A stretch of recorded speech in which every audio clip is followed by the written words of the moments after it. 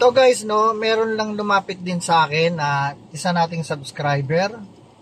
Religiously nagbabayad siya, nagkaroon siya ng past due. Sometime sa last year. So, nung nag-past due siya, meron namang mga tumatawag sa kanyang mga kolektor na pinagbabayad pa rin siya. So, happen. No, ito yung medyo isa sa problema sa financing o kaya sa bangko eh. So, happen, itong bangko, nag-file pala ng demanda na. At itong taon na to, ng 2024, na lumabas po yung court order. Pero ang isang problema, tuloy-tuloy pa rin siyang pinagbabayad ng kolektor. Kada tawag, bayad po kayo dito para ma-update po kayo.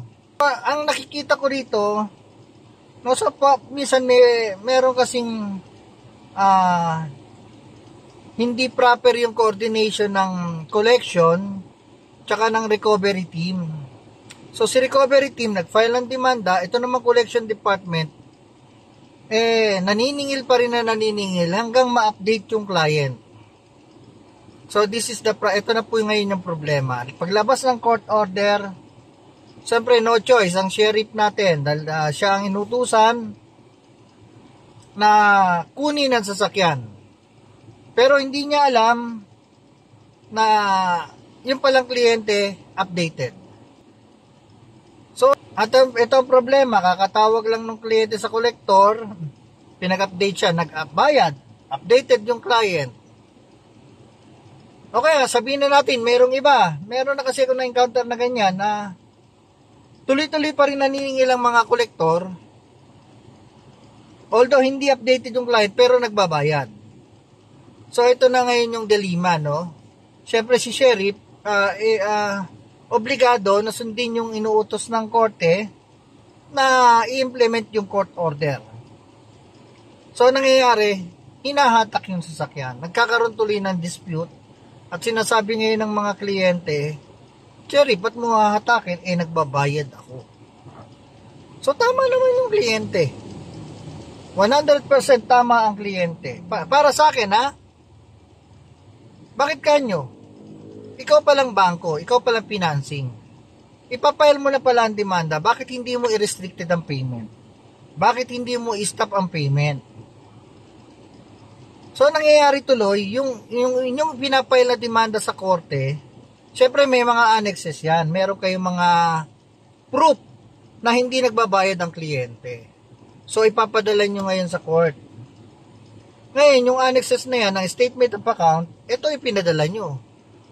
No? So, alimbawa, 100,000 ang kanyang utang.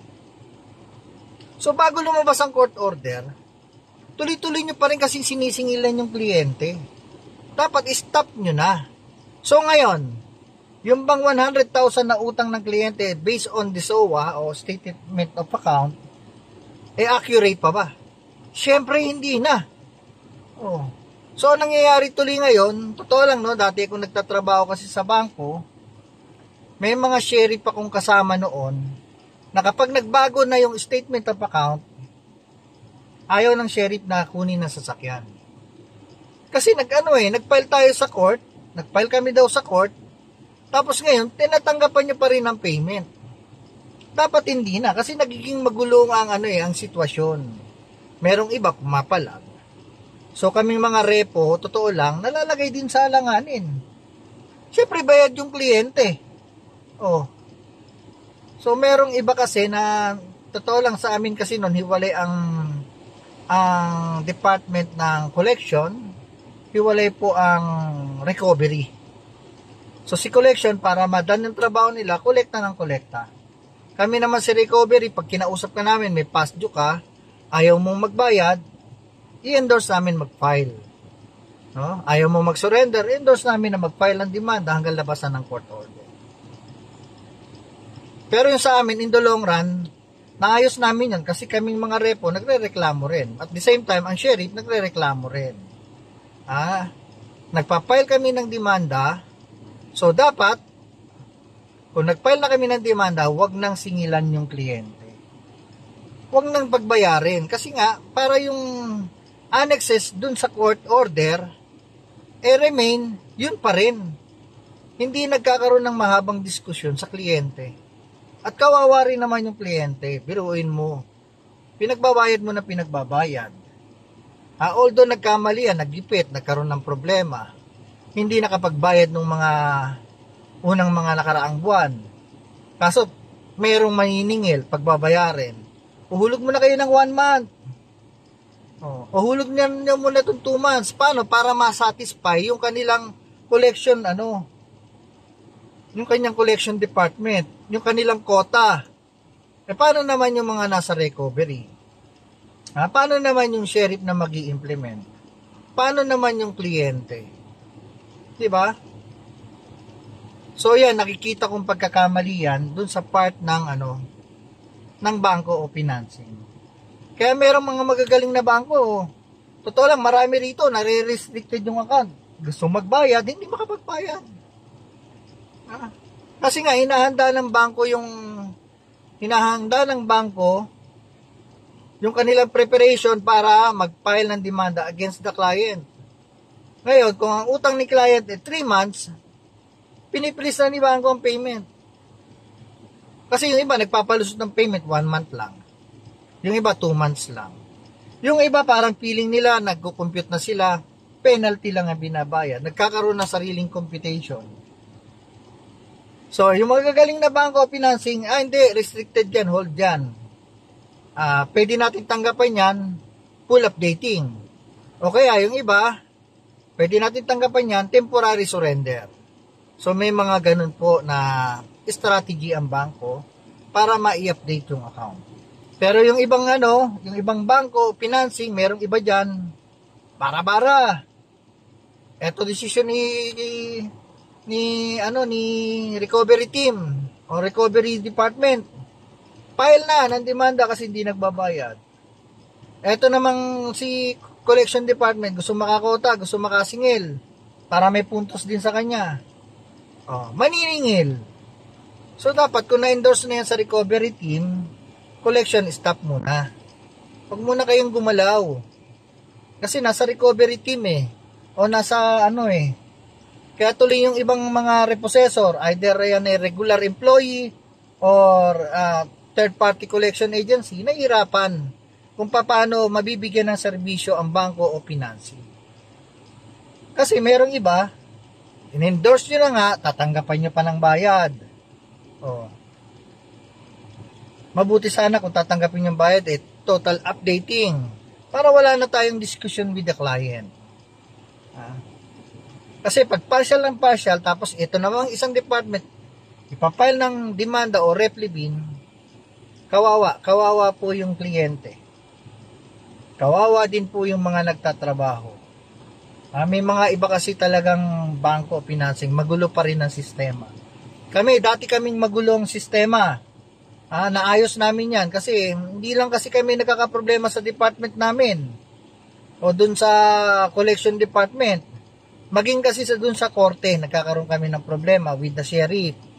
Siyempre, yung sheriff, yung iba dyan talaga namang hindi naman basta-basta yung magsaserve ka lang ng court order. Siyempre, may mga puso din yan.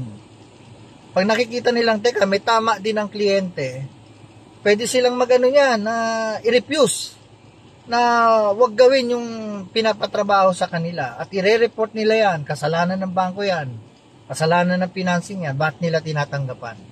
Ito yung annexes nag-file sa atin sa korte yan, ang utang 100,000. Ngayon updating na paano pa nila hatakin? Nakapag-update yung kliyente. Tapos sasabihin ng bangko, hindi na updated kasi yan. Kasi dapat masingilan na yan ng penalties and charges, okay, masingilan na yan ng legal charges. Yan po ang nagiging problema namin. Ayan po nagiging problema minsan sa recovery, sa collection, and sa court, lalong-lalo na sa kliyente. Pero ang pinakakawawa kasi dito, para sa akin kliyente, kasi nagsusumikap magbayad. So, nangyayari, para sa akin, naloloko nyo rin ang kliyente. Nagsusumikap, gusto makabayad, tanggapan nyo ng payment. So, merong in bad faith sa part ng collection. No? Kung sa part ng recovery, maaaring hindi alam ng recovery department na naniningil pa rin ang collection. Kasi naranasan ko yan, naging problema rin namin yan nung ako nagtatrabaho pa sa bangko. Ngayon, andito na ako, si Repoman.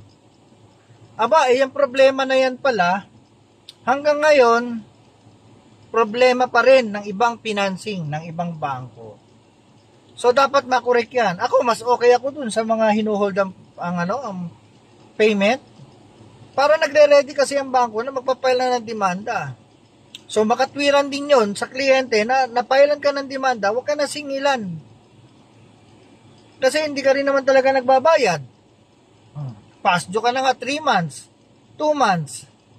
Diba, sinasabi sa kontrata, religiously magbabayad ka. Although, meron din naman bangko na may konsiderasyon, pinagbabayad kayo ng 1 month, 2 months with penalties and charges. Pero hindi natin dapat abusuhin ito kasi ang bangko, nagpapile talaga ng demanda. So, yun lang, para sa information ng lahat, ako, opinion ko yun, no?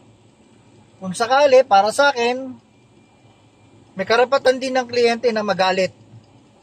Kasi, nag-file na pala kayo ng demanda, sisingilan nyo pa, hanggang ma-update, ha? Hindi man dinideclare ng collection na updated, siyempre si client, alam niyang ito binabayad ko. 1 month ang past due ko, hinabol ko naman. Ginawa ko na nga 3 months ang binayad ko, tinanggap nyo. Tapos, ito ngayon ang korte. Kasama yung representative ng bangko o financing, hinahatak ang sasakyan. So, kawawa din naman ang kliyente. Ako, tama para sa akin yung mga ibang bangko na piniplease, hinuhold yung payment. Lalo na pag nag-past due. Siyempre, hindi naman ipiplease ng bangko yan kung updated kayo. So, protection din ng bangko o financing yan na bago mag-file ng demanda, hold muna. Wala na munang payment kasi nagsasariling payment yung kliyente. 1 month lang muna, penalty lang muna. Ang utang 3 months na, iba nga, umabot na ng 6 months. Talagang naka-hold lang muna. Kasi po yan syempre may proseso ang bangko, nagpapile talaga ng demanda.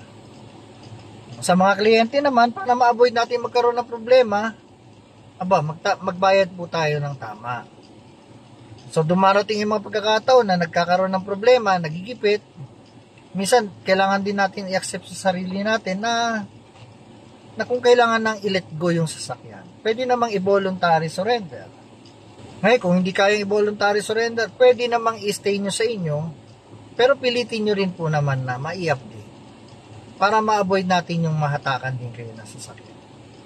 Magandang araw po sa inyong lahat. Ito po ang inyong Repomang